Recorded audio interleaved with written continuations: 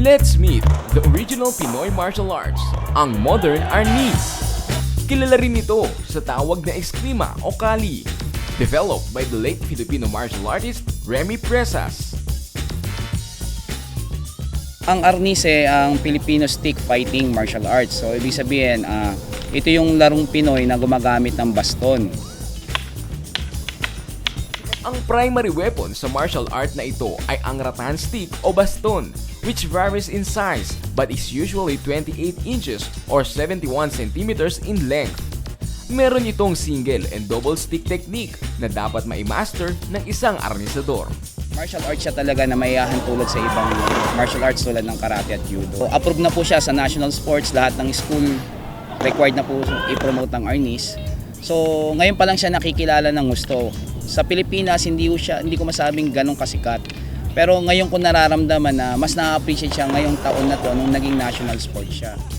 Isa sa mga advantage ng arnis ay mas madali itong pag-aralan kumpara sa ibang martial arts. Dahil sa mas praktikal itong pag-aralan, kaya naman sumikat ito maging sa ibang bansa. Especially US, sikat ng larong to kumpara sa ibang martial arts kasi para sa kanila ito yung most practical martial arts kasi nagagamit nila to kahit walang baston. Yun yung tinatawag naming arnis mano-mano. Bilang national sport ng Pilipinas, dumarami na rin ang mga kabataang nahihilig rito. Katulad na lang ng ilan sa mga estudyante ng La Verdad Christian College. Ako si Ofelia Rosario, 22 years old, Team Baksafra Armor, La Verdad Chapter. Mensahe ko po sa mga kabataan, sa halip na yun, pag wala naman po kayong ginagawa, mas mabuti na lang po na ito natin yung sa paglalaro ng arnisa o sa ibang sports na kinahiligan natin kaysa naman po sa tumambay.